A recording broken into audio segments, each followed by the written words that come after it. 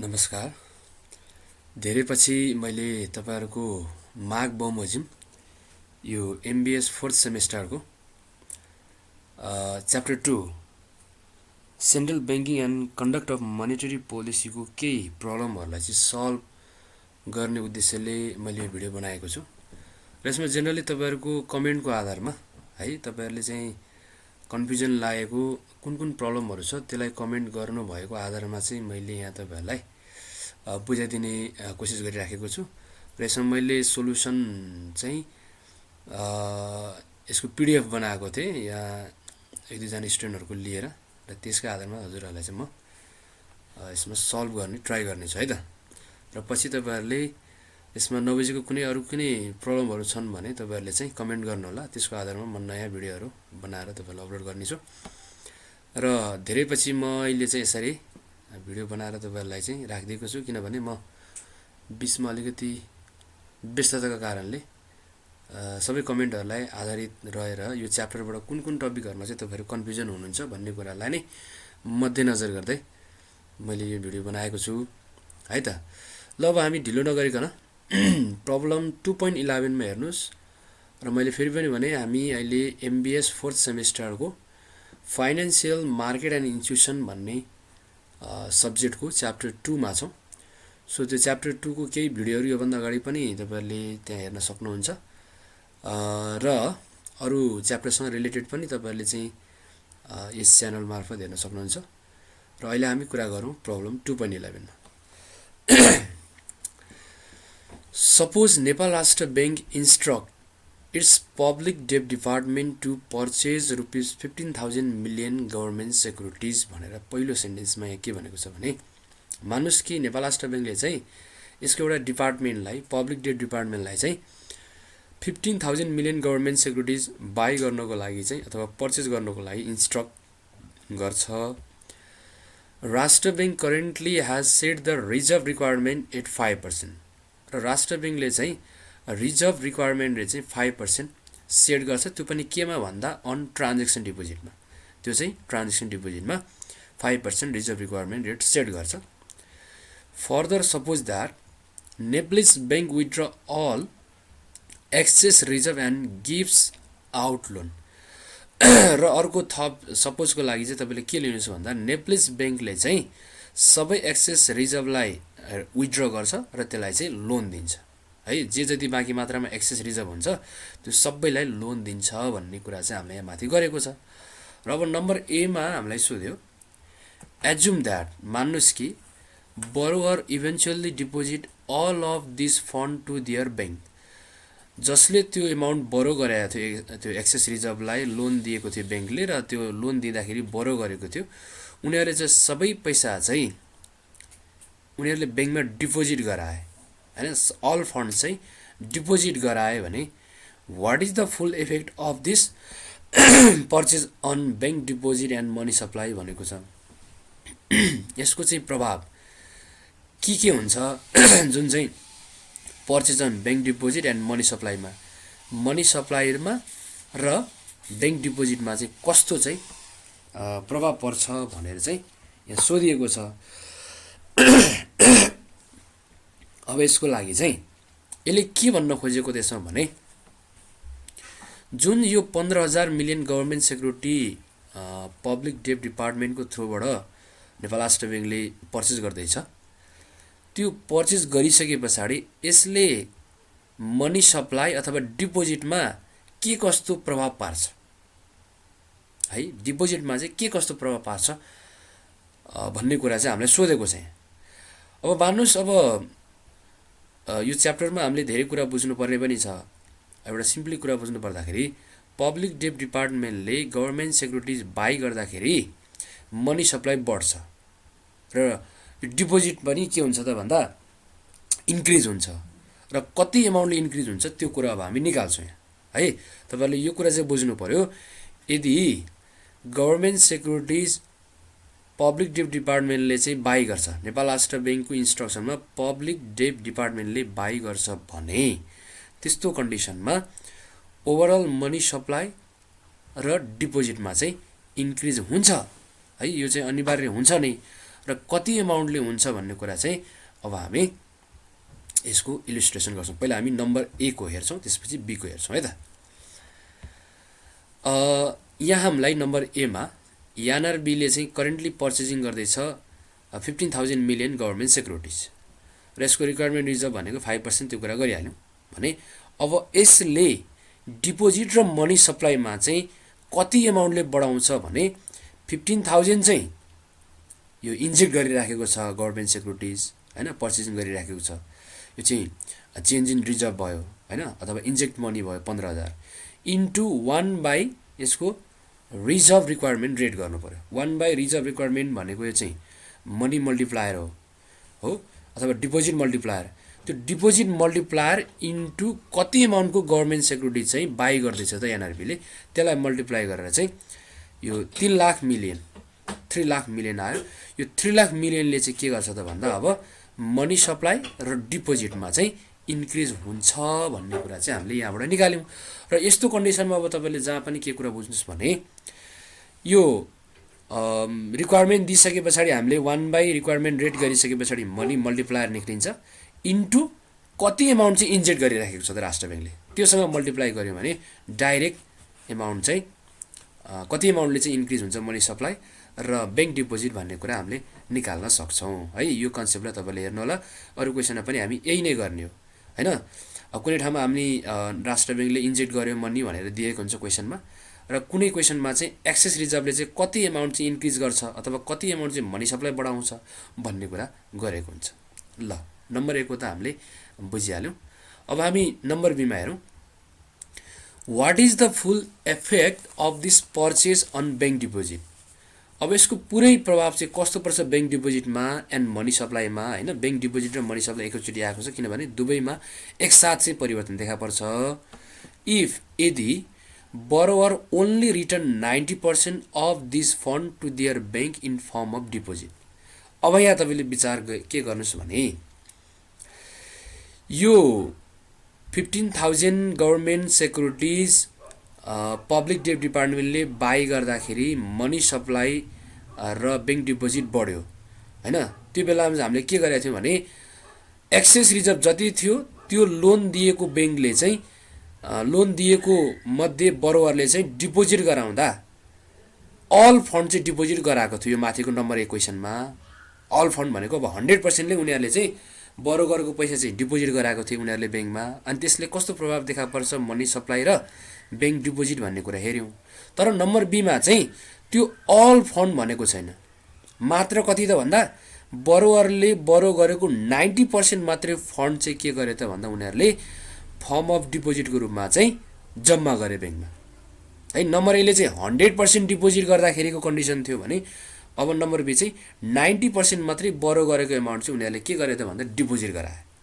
भनेपछि उनीहरूसँग त 10% त छ भनेको बरो गर्नेसँग 10% त उनीहरूसँग साथमा पैसा त छ। त्यो भएको हुनाले यो नम्बर ए र नम्बर बी को क्वेसन चाहिँ फरक के त भन्दाखेरि नम्बर एमा 100% डिपोजिट गराएको कुरा थियो भने अब नम्बर बीमा चाहिँ 100% उनीहरूले डिपोजिट गराएनन्, ओन्ली 90% मात्रै बरोवरले चाहिँ पैसा डिपोजिट गराए। भनेपछि बाँकी 10% चाहिँ उनीहरूले के गरेका छन् त भन्दा आफ्नो साथमा चाहिँ क्यास रिजर्भ राखेका छन्। भने अब यस्तो प्रकारको इभेन्टको चाहिँ इफेक्ट कस्तो देखा पर्छ अथवा के कस्तो इफेक्ट पर्छ त्यो चाहिँ मनी सप्लाई र डिपोजिटमा भनेको छ, त्यसलाई हामी फेरि बुझिहाल्छौँ है त। यो क्वेसन चाहिँ तपाईँहरूले बुझिहाल्नु भयो। नम्बर एमा चाहिँ बरोवरले बरो गरेको 100% फन्ड चाहिँ डिपोजिट गरेको कन्डिसन थियो भने अब नम्बर बीमा चाहिँ 90% मात्रै त्यो फन्ड चाहिँ डिपोजिट गराएको कन्डिसन छ है त। र नम्बर बी को अब हेरौँ है त। इफ द बरोवर ओन्ली रिटर्न 90%, बरोवरले चाहिँ 90% मात्रै फन्ड चाहिँ के गरे त भन्दा डिपोजिट गराए। त्यसको मिनिङ चाहिँ के हो त भन्दा इन्डाइरेक्टली पब्लिकले 10% चाहिँ होल्ड गरिरहेको छन् क्या क्यास। त्यसलाई हामी भन्छौँ क्यास टु डिपोजिट रेसियो भनेर भन्छौँ। क्यास टु डिपोजिट रेसियो यसलाई डिनोट गर्दा सीले डिनोट गर्नुपर्छ। अब यहाँ चाहिँ डिनोट गरिएको छैन तपाईँलाई देखाउँदा किनभने यो चाहिँ मैले एकजना स्टुडेन्टको कपीबाट चाहिँ लिएको हो है। अहिले मैले भनिहालेँ, तपाईँले त्यही अनुसार चाहिँ लेख्न सक्नुहुन्छ। यो 10% भनेको सी हो डिनोट गर्दाखेरि, त्यो भन्नु नै क्यास टु डिपोजिट रेसियो। किनभने क्यास चाहिँ 10% बरोहरूले होल्ड गरेका छन्, 90% मात्रै उनीहरूले डिपोजिट गराए भने अब यसको चाहिँ मनी सप्लाई र ब्याङ्क डिपोजिटमा के कस्तो इफेक्ट देखा पर्छ त भन्दाखेरि यसको फर्मुला चाहिँ के छ त भन्दा 1/r + c इन्टु यो इन्जेक्ट मनी अथवा चेन्ज इन आर गर्ने हो। चेन्ज इन आर भनेको अब रिजर्भमा चेन्ज भनेको 15,000ले चाहिँ चेन्ज भयो, अनि 1/r + c भनेको cash to deposit ratio, cash to deposit ratio 10%, होइन। अहिलेको क्वेसनमा चाहिँ हामीले के गरेका थियौँ त भन्दा 1/r into change in are गरेका थियौँ, होइन। 15,000 इन्टु 1/0.05 गरेका थियौँ भने अहिलेको यसमा चेन्जेस भनेको अब के आयो त भन्दा 10% पब्लिकले होल्ड गरेकोलाई चाहिँ हामीले यो आरमा जोड्नुपर्छ है, 1/r + c। यो चाहिँ तपाईँले बुकमा पनि फर्मुला हेर्नुभयो भने त्यो फर्मुलामा छ। अनि डाइरेक्ट हामीले यसरी गर्दाखेरि कति आयो त भन्दा ₹1,00,000 मिलियन है। अब हेर्नुहोस् तपाईँहरूले पब्लिकले 100% डिपोजिट गराउँदा र 10% होल्ड गराउँदा कति एमाउन्टको चाहिँ फरक पर्यो त भन्दा यहाँ हेर्नुहोस्, अहिलेकोमा 3 लाख आएको थियो नम्बर एमा र नम्बर बीमा चाहिँ 1 लाख आयो। 2 लाख एमाउन्टको चाहिँ फरक पर्ने भयो, 2 लाख एमाउन्टको चाहिँ फरक पर्ने भयो है। 2 लाख मिलियन हो त्यो पनि फेरि 2 लाख मिलियन, 2 लाख मिलियन भनेको त धेरै हुन्छ। सो त्यो भएको हुनाले यदि पब्लिकले 10% मात्रै बरो गरेको क्यास चाहिँ होल्ड गरिदियो भनेदेखि यसले चाहिँ होल इकोनोमीमा चाहिँ 2 लाख मिलियनको चाहिँ चेन्जेस लिएर आउँदो रहेछ है त। यसरी हामीले हेऱ्यौँ भन्नुको मतलब उनीहरूले 100% डिपोजिट गराउँदा चाहिँ मनी सप्लाई र टोटल डिपोजिटमा 3 लाख मिलियनले चाहिँ के हुन्थ्यो त भन्दा इन्क्रिजमेन्ट हुन्थ्यो भने यदि उनीहरूले 10% मात्रै होल्ड गरे, 90% मात्रै डिपोजिट गरे भने मनी सप्लाई र ब्याङ्किङ यो डिपोजिटमा चाहिँ 1 लाख मिलियनले इन्क्रिज हुने रहेछ है। यो कुरा चाहिँ तपाईँहरूले बुझ्नुपर्छ। ओके, अब हामी अर्को क्वेसनतिर लागौँ 2.12 मा है त। अब 2.12 मा चाहिँ क्वेसन के भनेपछि त्यसलाई सर रिड गरौँ। Consider a central bank policy to maintain 9% reserve on deposit. Central ब्याङ्कले चाहिँ डिपोजिटमा 9% रिजर्भ मेन्टेन गर्छ, ठिकै छ। यो पनि हेल्ड बाई कमर्सियल ब्याङ्क, यो चाहिँ कमर्सियल ब्याङ्कले हेल्ड गर्ने हो। एउटा नेसनल ब्याङ्क करेन्टली ह्याज ₹10 मिलियन। यो एउटा नेसनल ब्याङ्कसँग चाहिँ अहिले चाहिँ 10 मिलियन छ डिपोजिटमा and holds 1 million in reserve at the central bank. र उसले चाहिँ 1 मिलियन चाहिँ रिजर्भको रूपमा सेन्ट्रल ब्याङ्कमा होल्ड गरेको छ अथवा राखेको छ। अब नम्बर एमा भन्यो what is the excess reserve ratio, यसको एक्सेस रिजर्भ रेसियो कति छ भन्ने कुरा गर्यो। त एक्सेस रिजर्भ रेसियो निकाल्नु पऱ्यो भने जति यसको चाहिँ डिपोजिट छ त्यसको यो रिजर्भ रेसियोसँग मल्टिप्लाई गर्नु पऱ्यो, होइन। भनेपछि यो 10 मिलियन चाहिँ 9%सँग मल्टिप्लाई गरिसके पछाडि रिक्वायर्ड रिजर्भ आउँछ र रिक्वायर्ड रिजर्भ र हामीसँग भएको होल्ड गरेको यो रिजर्भलाई चाहिँ हामीले हेऱ्यौँ भने त्यसबाट चाहिँ हामीले एक्सेस रिजर्भ रेसियो चाहिँ कति रहेछ भन्ने कुरा पत्ता लगाउन सक्छौँ र यसको सोल्युसन हेरिहालौँ। प्रब्लम 2.12 मा रिक्वायर्ड रिजर्भ हामीले 9% दिएको छ र डिपोजिट अहिले चाहिँ 10 मिलियन छ ब्याङ्कसँग र उसले चाहिँ टोटल रिजर्भ चाहिँ कति राखेको छ भने यो सेन्ट्रल ब्याङ्कमा 1 मिलियन राखेको छ।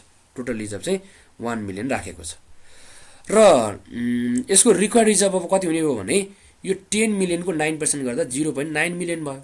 भनेपछि एक्सेस रिजर्भ कति रहेछ त भन्दा टोटल रिजर्भबाट रिक्वायर्ड रिजर्भ घटाउनु पऱ्यो। टोटल रिजर्भ उसले सेन्ट्रल ब्याङ्कमा 1 मिलियन राखेको छ, त्योबाट हामीले रिक्वायर्ड रिजर्भ भर्खर निकाल्यौँ 0.9 मिलियन, त्यसलाई घटायौँ भने 0.1 मिलियन भयो।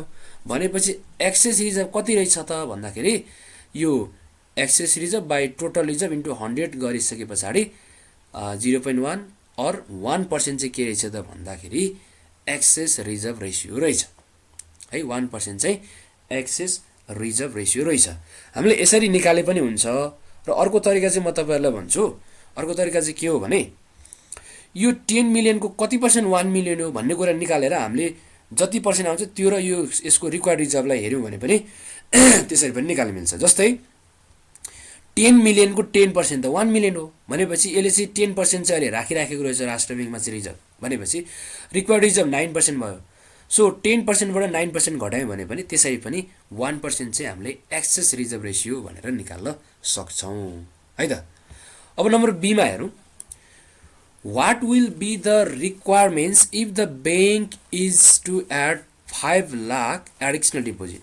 अब यदि ब्याङ्कले 5 लाख रुपियाँ चाहिँ थप डिपोजिट राख्छ भने हैन, थप डिपोजिट ब्याङ्कमा आउँछ भने यसको रिक्वायरमेन्ट चाहिँ के हुन्छ भनेको छ। त्यसको लागि पनि हामी हेऱ्यौँ है। अब यदि ब्याङ्कमा चाहिँ 5 लाख रुपियाँ चाहिँ एडिसनल डिपोजिटको रूपमा आउँछ भने हो, यसको रिक्वायर्ड रिजर्भ कति हुन्छ हामीले निकाल्नु पर्ने हुन्छ। हामीसँग पहिला अलरेडी 10 मिलियन छ, 10 मिलियन हैन, अलरेडी 10 मिलियन छ, फेरि 5 लाख चाहिँ एडिसनल डिपोजिट आयो भने दुवैलाई जोड्नु पर्यो। अनि टोटल के भयो, त्यो डिपोजिट भयो। टोटल डिपोजिटको रिक्वायर्ड रिजर्भसँग मल्टिप्लाई गरिसके पछाडि 9,45,000 चाहिँ रिक्वायर्ड रिजर्भ आयो हो। अब एक्सेस रिजर्भ चाहिँ हाम्रो कति छ त भन्ने कुरा तपाईँलाई थाहा छँदैछ हैन। एक्सेस रिजर्भ कति अब आउँछ भन्ने कुरा निकाल्नु पर्यो। टोटल रिजर्भ राष्ट्र ब्याङ्कमा 1 मिलियन राखेको छ। 1 मिलियन भनेको 10 लाख भइहाल्यो। त्यो 10 लाखबाट रिक्वायर्ड रिजर्भ हामीले 9,45,000 घटायौँ भने 55,000 चाहिँ के रहेछ, अझै बढी हामीसँग एक्सेस रिजर्भ हुन्छ भन्ने कुरा चाहिँ हामीले यहाँबाट हेऱ्यौँ है त। अब हामी अर्को क्वेसनमा जाउँ 2.13 मा। यो क्वेसन हामीले सरस्वती अब बुझौँ पहिला, त्यसपछि यसको इलिस्ट्रेसन हेरौँला। Suppose a bank currently has 1,50,000 in deposit. ब्याङ्कसँग अहिले 1,50,000 डिपोजिट छ एन्ड 15,000 रिजर्भ छ है। भनेपछि यसले रिजर्भ कति मेन्टेन गरेर रहेछ त भन्दा 1,50,000 को 15,000 भनेको चाहिँ 10% हो भन्ने कुरा चाहिँ यहाँ पनि भनेको छ। The required reserve ratio is 10%। भनेपछि यसको चाहिँ एकदम टाइट रहेछ रिजर्भ। जति डिपोजिट छ त्यसको ठ्याक्कै 10% मात्रै यसले रिजर्भ राखेको छ। योसँग एक्सेस रिजर्भ छैन है। यो ब्याङ्कसँग चाहिँ एक्सेस रिजर्भ छैन भन्ने कुरा चाहिँ so this bank hold no excess reserve. योसँग एक्सेस रिजर्भ छैन। ध्यान दिनुहोस् है तपाईँले क्वेसनमा 1,50,000 डिपोजिट छ, ठ्याक्कै यसको 10% 15,000 मात्रै रिजर्भ राखेको छ। योसँग एक्सेस रिजर्भ चाहिँ छैन। त्यो भएको हुनाले if there is a deposit outflow, यदि त्यहाँ चाहिँ डिपोजिट आउटफ्लो हुन्छ अथवा कोही चाहिँ डिपोजिटरले मनी विथड्र गर्छ भन्नुको meaning someone withdraw funds from her account हैन, उसको एकाउन्टबाट चाहिँ पैसा झिक्छ फर ₹5,000, उसले चाहिँ 5,000 चाहिँ पैसा झिक्छ भने would this bank still comply with the central bank's requirements of keeping 10% of its deposit in the form of reserve भनेको छ। यदि कुनै एउटा डिपोजिटरले चाहिँ डिपोजिट आउटफ्लोको रूपमा अथवा विथड्र गर्यो, 5,000 डिपोजिट विथड्र गर्यो भने यसले चाहिँ राष्ट्र ब्याङ्कको रिक्वायरमेन्ट अनुसारको चाहिँ रिजर्भ मेन्टेन गर्छ, अहिले स्टिल गरिराख्छ भनेर भनेको छ। अब गर्छ कि गर्दैन हाम्रो त्यो त इलिस्ट्रेसन गरेर हेर्नुपर्छ। त्यसको लागि अब हामीले यसको चाहिँ इलिस्ट्रेसन हेर्छौँ है त। टोटल डिपोजिट 1,50,000 ठिकै छ, टोटल रिजर्भ 15,000 ठिकै छ, रिक्वायरमेन्ट्स रेट होइन चाहिँ 10% भइहाल्यो। अब यसमा एकजनाले 5,000 झिक्ने भयो, डिपोजिट विथड्र गर्ने भयो। त डिपोजिट विथड्र गर्दाखेरि टोटल डिपोजिटमा चाहिँ यसको चाहिँ रिडक्सन कति हुने भयो त भन्दा 1,50,000 थियो, त्यसमा 5,000 चाहिँ विथड्र हुने भइसके पछाडि 1,45,000 हुने भइहाल्यो है। यो चाहिँ डिपोजिटमा चाहिँ रिडक्सन भयो है त। 1,50,000बाट 5,000 घट्यो, 1,45,000 भयो। भनेपछि त्यो डिपोजिटमा मात्रै होइन रिजर्भमा पनि कति घट्ने भयो त 5,000ले घट्ने भयो। किनभने यो डिपोजिट हाम्रो ब्यालेन्स सिटको ल्याबिलिटी साइडमा हुन्छ, यो रिजर्भ चाहिँ ब्यालेन्स सिटको एसेट साइडमा हुन्छ ब्याङ्कको। अब ल्याबिलिटी साइडमा डिपोजिट घटिसके पछाडि एसेट्समा पनि घट्ने भयो। त्यो चाहिँ केबाट घट्छ त भन्दा रिजर्भबाट घट्छ। भनेपछि 15,000 चाहिँ उसको ठ्याक्कै रिक्वायर्ड रिजर्भ थियो, त्यो रिजर्भबाट 5,000 घटिसके पछाडि रिजर्भ चाहिँ कति भयो त भन्दा अब 10,000 भयो है त। त्यो भएको हुनाले अब राष्ट्र ब्याङ्कको रिक्वायरमेन्ट अनुसार चाहिँ यसले मेन्टेन गर्न सकेको छ कि छैन, यसले चाहिँ किपिङ गरेको छ कि छैन, त्यो कुरा चाहिँ हेर्न खोजेको छ। त्यो भएको हुनाले अब डिपोजिट चाहिँ हामीसँग 1,45,000 बाँकी रहिसके पछाडि यसको 10% त अनिवार्य ब्याङ्कले चाहिँ के राख्नुपर्छ त भन्दा रिजर्भ राख्नुपर्छ। त्यो भएको हुनाले न्यू रिजर्भ चाहिँ अब मेन्टेन गर्नु पर्यो ब्याङ्कले चाहिँ कति हो त भन्दा 1,45,000 को 10% भनेपछि 14,500 चाहिँ ब्याङ्कले मेन्टेन गर्नुपर्छ। तर ब्याङ्कसँग रिजर्भ कति छ अब 10,000 छ। भनेपछि ब्याङ्कले राष्ट्र ब्याङ्कको रिक्वायरमेन्ट अनुसारको रिक्वायरमेन्ट सेट गर्न सक्यो त, स्टिल यसले चाहिँ मेन्टेन गर्न सकेको छ त भन्दाखेरि छैन। किन भन्दा 14,500 मेन्टेन गर्नुपर्ने, जम्मा छ 10,000 भनेपछि यसले मेन्टेन गर्न सकेको छैन। भनेपछि अब यसले चाहिँ कति चाहिँ एमाउन्ट मेन्टेन गर्नुपर्छ त भन्दाखेरि 14,500 मेन्टेन गर्नुपर्नेमा 10,000 मात्रै भइसके पछाडि अब योसँग सर्टेज अफ रिजर्भ छ। कति छ भन्दा 14,500बाट 10,000 घटाउँदा 4,500 चाहिँ सर्टेज अफ रिजर्भ छ। अब त्यो बेगमा चाहिँ रिजर्भ सर्टेज भयो। कति एमाउन्टको भयो? 4,500 भयो है त। अब अर्को नम्बर बीमा हेरौँ। What would be the cost for this bank to comply with this regulation if the bank decide to borrow from another bank to eliminate its reserve shortage? Assume a federal fund rate of 0.25%. यो reserve त अनिवार्य maintain गर्नै पर्छ। अब यहाँ reserve shortage देखियो भर्खर हामीले निकाल्यौँ 4,500 चाहिँ रिजर्भ सर्टेज भयो। अब यो रिजर्भ सर्टेजलाई हटाउनको लागि ब्याङ्कले चाहिँ के निर्णय गर्छ त भन्दा अर्को ब्याङ्कबाट चाहिँ बरो गर्ने अथवा सापटी लिने। अनि त्यो सापटी लिँदाखेरि चाहिँ उसले केबाट लिन्छ त भन्दा उसले चाहिँ अर्को ब्याङ्कबाट चाहिँ बरो गर्छ हैन, लोन बरो गर्छ भने त्यो बरो गर्दाखेरि यसको कस्ट कति पर्छ र त्यो कस्ट निकाल्दाखेरि हामीले एजुम चाहिँ के गर्नु पर्यो त भन्दा फेडरल फन्ड रेट चाहिँ 0.25% चाहिँ लिनु पर्यो। अब यो फेडरल फन्ड भनेको चाहिँ ओभरनाइट लोन हो हैन, चाहिँ ओभरनाइट लोन भनेको चाहिँ एक दिनको लागि लोन लिने। किन भन्दा रिजर्भ सर्टेज भएको छ, त्यो रिजर्भ सर्टेजलाई चाहिँ अब हामीले मेन्टेन गर्नको लागि अथवा ब्याङ्कले मेन्टेन गर्नको लागि अर्को ब्याङ्कबाट चाहिँ सापटी लिँदैछ भनेपछि एक दिनको लागि सापटी लियो भने त्यसलाई हामी चाहिँ ओभरनाइट लोन भनेर भन्छौँ। त्यो चाहिँ हाम्रो फेडरल फन्ड भनेर भन्छौँ। यसको चाहिँ रेट चाहिँ 0.25 छ भनेपछि अब 4,500 पैसा लिँदाखेरि यसको कस्ट चाहिँ कति पर्छ भन्ने कुरा चाहिँ हामीले सोधेको भएर अब हामी यसको कस्ट निकाल्छौँ। ओके, रिजर्भ सर्टेज त हामीले 4,500 हामीलाई थाहा भइहालेछ। सो यसको कस्ट चाहिँ कति पर्छ भन्दाखेरि 4,500 इन्टु 0.25%। त 4,500 0.25% चाहिँ मल्टिप्लाई गरिसके पछाडि ₹11.25 आयो। यो नै के भयो त भन्दाखेरि 4,500 लिँदाखेरि हैन इन्टरब्याङ्क चाहिँ हामीले सापटी लिँदाखेरि लाग्ने कस्ट भयो है त। अब नम्बर नेक्स्ट सीमा के भनेको छ त भन्दा what would be the cost for this bank to comply with its required reserve if the bank decide to borrow from the central bank at the discount rate of 0.75%. अब यो ब्याङ्कले चाहिँ another ब्याङ्कबाट सापटी नलिएर हैन इन्टरब्याङ्क लोन नलिएर उसले चाहिँ central ब्याङ्कबाट लिन्छ, सेन्ट्रल ब्याङ्कबाट चाहिँ बरो गर्छ, त्यो पनि डिस्काउन्ट रेट अफ 0.75% मा हो भने क्यान यु नाउ यसको कस्ट कति पर्छ भनेर एउटा क्वेसन सोध्यो हैन। What would be the cost for the bank हैन, यो ब्याङ्कलाई कति कस्ट पर्छ 0.75 डिस्काउन्ट रेटमा सेन्ट्रल ब्याङ्कबाट चाहिँ बरो गर्दाखेरि एउटा क्वेसन सोध्यो। र अर्को चाहिँ भनेको can you now explain why excess reserve serve as insurance against the deposit outflow. र अब चाहिँ तपाईँले चाहिँ व्याख्या गर्न सक्नुहुन्छ किन चाहिँ एक्सेस रिजर्भले चाहिँ डिपोजिट आउटफ्लोलाई इन्सुरेन्सको रूपमा काम गर्छ भनेर चाहिँ सोधेको छ क्या है, किन चाहिँ काम गर्छ भनेर सोधेको छ। अब यसको पनि हामी एन्सर फाइन्ड आउट गरिहाल्छौँ है त। अब ब्याङ्कले के गर्दैछ त भन्दाखेरि सेन्ट्रल ब्याङ्कबाट बरो गर्दैछ, सेन्ट्रल ब्याङ्कबाट चाहिँ डिस्काउन्ट लोन लिँदैछ कि यसले सेन्ट्रल ब्याङ्कबाट चाहिँ बरो गर्दैछ।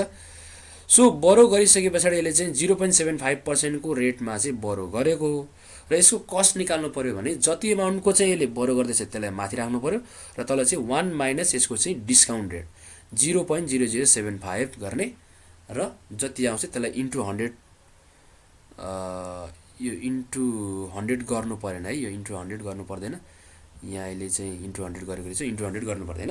एकैचोटि 4500 बाई 1 माइनस 0.0075 गरिसके पछाडि यसको चाहिँ एमाउन्ट आउँदो रहेछ 4534 आउँछ है, 4534 आउँछ। यो इन्टु 100 होइन है, यो मिस्टेक हो, यो मिस्टेक लेखेको रहेछ, इन्टु 100 हुँदैन यहाँ। जति एमाउन्ट बरो गर्दैछ त्यो डिभाइड 1 माइनस 0.0075 है। र यसो गरिसके पछाडि यसको क्यालकुलेसन चाहिँ अब 4534 आउँछ र यसको चाहिँ अब एक्चुअल कस्ट कति लाग्यो भनेर निकाल्नु पर्यो भने हामीले चाहिँ 4534 मा चाहिँ 4500 घटाउने हैन, 4534 मा 4500 घटाउने यसको चाहिँ कति कस्ट लाग्दो रहेछ त भन्दा 34 रुपैयाँ चाहिँ लाग्दो रहेछ। अब यो कस्तो हुन्छ त भन्दा सेन्ट्रल ब्याङ्कबाट लोन लिँदाखेरि अहिले चाहिँ डिस्काउन्ट रेटमा लिने, अहिले चाहिँ लोन लिँदाखेरि कति लिने त भन्दाखेरि 4500 लिने र पछि तिर्दाखेरि चाहिँ 4534 तिर्नुपर्ने हुन्छ कि है। राष्ट्र ब्याङ्कले चाहिँ अहिले हामीलाई डिस्काउन्टमा 4500 दिन्छ, पछि तिर्दाखेरि चाहिँ 4534 तिर्नुपर्ने हुन्छ है। यो डिस्काउन्ट रेट अथवा डिस्काउन्ट विन्डोबाट यदि ब्याङ्कहरूले राष्ट्र ब्याङ्कबाट बरो गर्दैछ भने यो प्रकारको एक्टिभिटिज हुन्छ है त। र यो त भयो पहिलो यसमा चाहिँ सोधेको क्वेसनको एन्सर। त दोस्रोमा हामीलाई के भनेको थियो त भन्दाखेरि दोस्रोमा चाहिँ can you now explain why excess reserve serve as insurance against deposit outflow भनेको छ होइन। के तपाईँ चाहिँ अब यसलाई एक्सप्लेन गर्न सक्नुहुन्छ एक्सेस रिजर्भले चाहिँ डिपोजिट आउटफ्लोमा चाहिँ इन्सुरेन्सको काम गर्छ नि, किन गर्छ अथवा कसरी गर्छ, किन गर्छ भनेर सोधेको छ। अब यो चाहिँ किन गर्छ भने यदि यहाँ एक्सेस रिजर्भ थियो भने रिजर्भ सर्टेज हुँदैन थियो है। एक्सेस रिजर्भ हुन्थ्यो भने रिजर्भ सर्टेज हुँदैन थियो। त्यो बेलामा चाहिँ एक्सेस रिजर्भले चाहिँ के को रूपमा काम गर्थ्यो त भन्दा इन्सुरेन्सको रूपमा चाहिँ काम गर्थ्यो। किनभने यदि एक्सेस रिजर्भ चाहिँ के को रूपमा हामीले चाहिँ युज गर्न सक्थ्यो त भन्दा डिपोजिट विथड्रलमा चाहिँ थप एमाउन्ट चाहिँ त्यहाँबाट युज गर्न सकिने हुन्थ्यो। त्यो भएको हुनाले excess reserve can serve as insurance against deposit outflow because the excess reserve can be use to satisfy the deposit withdrawal without having the need to borrow for reserve shortage to the extent of deposit withdrawal equal to excess reserve है। हामीले चाहिँ यो भन्न सक्छौँ किनभने access reserve भयो भने त्यसले चाहिँ डिपोजिट विथड्रल हुँदा सर्टेज अफ रिजर्भलाई चाहिँ एउटा इन्सुरेन्सको रूपमा चाहिँ काम गर्ने गर्छ है त। अब हामी यो सँगसँगै अर्को क्वेसन पनि हेरौँ। अर्को नेक्स्ट क्वेसन चाहिँ हाम्रो 2.14 हेरौँ, लास्ट क्वेसन हेरौँ है। 2.14 मा के छ ल हेरिहालौँ है त। Mount Valley bank started it's first day of operation with 10 million capital है। 10 मिलियन क्यापिटलले चाहिँ उसले चाहिँ पहिलो दिनमा चाहिँ सञ्चालन गर्छ। It receive rupees 100 million in checkable deposit र उसले चाहिँ 100 मिलियन चाहिँ चेकेबल डिपोजिटको रूपमा लिन्छ। Similarly the bank issue rupees 40 million in commercial loan. त्यसै गरी ब्याङ्कले चाहिँ 40 मिलियन चाहिँ कमर्सियल लोन दिन्छ र 30 मिलियन चाहिँ मोर्गेज लोन दिन्छ। भन्नुको मतलब यसको इन्भेस्टमेन्ट चाहिँ कति भयो त भन्दा 40 र 30 भयो। यो लगानी हो ब्याङ्कको र ब्याङ्कले चाहिँ सुरुमा अपरेसन गर्दा उसँग 10 मिलियन क्यापिटल छ र उसले चाहिँ चेकेबल डिपोजिटको रूपमा चाहिँ 100 मिलियन लिएर आएको छ है। भनेपछि यो क्यापिटल 10 र 100 चेकेबल डिपोजिट चाहिँ यो ल्याबिलिटी भयो भने 40 र 30 भनेको यसको लगानी, यो चाहिँ दुवै एसेट्स भयो। अब नम्बर एमा भन्छ एजुमिङ अ 6% रिक्वायर्ड रिजर्भ हैन। 6% रिक्वायर्ड रिजर्भलाई मान्दाखेरि how does the bank balance sheet look like. Bank balance sheet चाहिँ कस्तो देखिन्छ भन्छ। अब यसको ब्यालेन्स सिट हेरिहाल्नु है त। क्वेसन त तपाईँले बुझिहाल्नु भयो, यसको ब्यालेन्स सिट हेरौँ। ओके, अपरेटिङ क्यापिटलको रूपमा चाहिँ 10 मिलियन छ, चेकेबल डिपोजिटको रूपमा चाहिँ 100 मिलियन, कमर्सियल लोन 40 मिलियन र मोर्गेज लोन चाहिँ 30 मिलियन छ। अब 6% रिक्वायर्ड रिजर्भलाई एजुमिङ गर्दाखेरि द ब्याङ्क ब्यालेन्स सिट चाहिँ कस्तो देखिन्छ त भन्दाखेरि ल हेरिहाल्नुहोस् है त। ल्याबिलिटी साइडमा माउन्ट भ्याली ब्याङ्कको इन मिलियनमा रुपिस, एकातिर assets amount, liabilities amount. Liability साइडमा अपरेटिङ क्यापिटल 10 मिलियन भइहाल्यो, चेकेबल डिपोजिट 100 मिलियन भइहाल्यो। अब यसले कमर्सियल लोनको रूपमा 40 मिलियन दिन्छ, लगानी गर्छ। मोर्गेज लोनको रूपमा चाहिँ 30 मिलियन लगानी गर्छ भने अब बाँकी एमाउन्ट चाहिँ कति भयो त भन्दा रिजर्भ चाहिँ 40 भयो हैन। किनभने यतातिर नि 110 भयो, 110 मा 70 मिलियन चाहिँ यसले लगानी गरिसके पछाडि बाँकी भनेको 40 मिलियन है। ब्यालेन्स सिट चाहिँ यस्तो देखिन्छ। अब यो रिजर्भमा के छ त भन्दा एक्सेस रिजर्भ पनि छ, रिक्वायर्ड रिजर्भ पनि छ। रिक्वायर्ड रिजर्भ कति छ भन्दा 6% छ। 6% भनेको चेकेबल डिपोजिट 100 को 6% भनेको 6 मिलियन।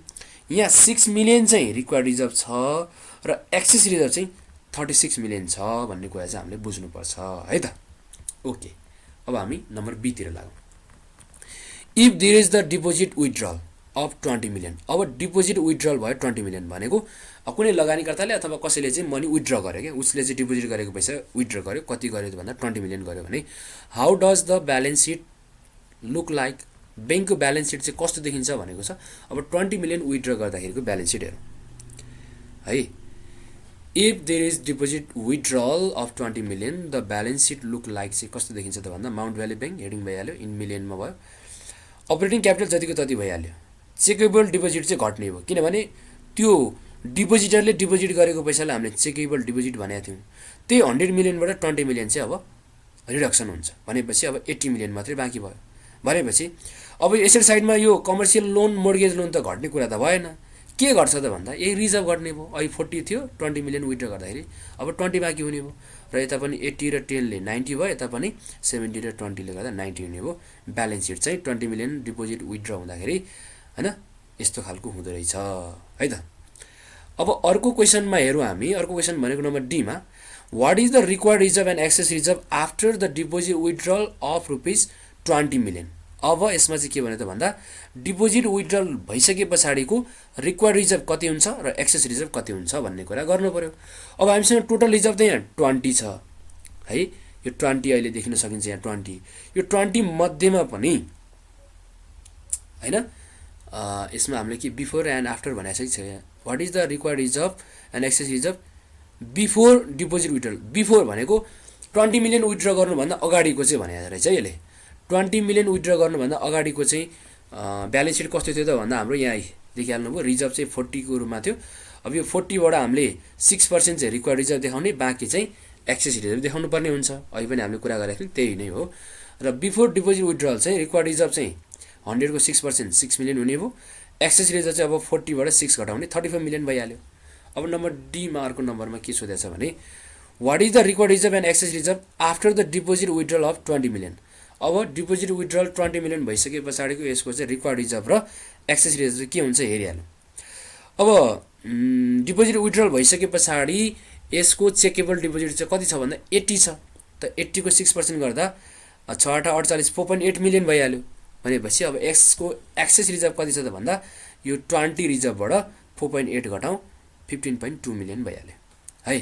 अब नम्बर लास्टमा के भन्छ त यसले भन्दा नम्बर ई मा does a deposit withdrawal bring other changes in balance seat explain भनेको छ।